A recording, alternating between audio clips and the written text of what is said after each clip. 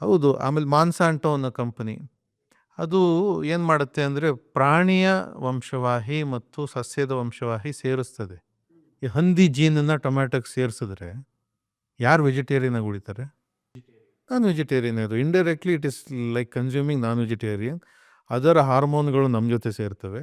ನಮ್ಮ ಮುಂದೆ ಹುಟ್ಟುವಂತಹ ಮಕ್ಕಳುಗಳು ಅನ್ಹೆಲ್ತಿಯಾಗಿ ಹುಡ್ತಾರೆ. ಅವರುಗಳ ಮನಸ್ಥಿತಿಗಳಲ್ಲಿ ಮತ್ತು ಅವರ ಜೆನೆಟಿಕ್ ಬಿಹೇವಿಯರ್ಗಳಲ್ಲಿ, ಆಮೇಲೆ ದೇಹದ ಬದಲಾವಣೆಗಳಲ್ಲಿ ಪ್ರಾಣಿಯ ಜೆನೆಟಿಕ್ಸು ಎಲ್ಲ ಹೋಗುತ್ತಲ್ಲ, ಒಳಗಡೆ ಸೇರುತ್ತಲ್ಲ. ಸೊ ಇಂಬ್ಯಾಲೆನ್ಸ್ ಆಗಲಿಕ್ಕೆ ಶುರು ಆಗುತ್ತೆ. ಸೊ ಈಗ ಮೆಚ್ಯೂರಿಟಿ, ಫಿಸಿಕಲ್ ಮೆಚ್ಯೂರಿಟಿ ತುಂಬ ಕಡಿಮೆ ವಯಸ್ಸಿಗೆ ಆಗ್ಲಿಕ್ಕೆ ಕಾರಣನೂ ಕೂಡ ಅಂತಹ ಆಹಾರವನ್ನು ಸ್ವೀಕಾರ ಮಾಡೋದು. ಉದಾಹರಣೆಗೆ ನೀವು ಸ್ವೀಟ್ ಕಾರ್ನ್, ಅಮೆರಿಕನ್ ಕಾರ್ನ್ ಅಂತ ತೊಗೋತೀರಲ್ಲ, ತುಂಬ ನೀರಿರುತ್ತೆ ಅದರಲ್ಲಿ, ತುಂಬ ಸಿಹಿ ಇರುತ್ತೆ. That's GM corn, genetically modified corn. ಅದಕ್ಕೆ ಬೇರೆ ಯಾವುದೋ ಪ್ರಾಣಿಯ ಒಂದು ವಂಶವಾಹಿಯನ್ನು ಲ್ಯಾಬಲ್ಲಿ ತುರುಕಿ ಆ ರೀತಿ ಮಾಡಿದ್ದಾರೆ. ಅದನ್ನು ತಿಂದರೆ ನಿಮಗೆ ಏನು ಸಂತೋಷ ಆಗೋದಿಲ್ಲ. ಆದರೆ ನಾಟಿ ಜೋಳವನ್ನು ಸುಟ್ಬಿಟ್ಟು ಖಾರ ಹಾಕೊಂಡು ತಿನ್ನಿ, ಅಲ್ಲಿ ಸಿಗೋ ಪೋಷಕಾಂಶ ಎಂಜಾಯ್ಮೆಂಟೇ ಬೇರೆ.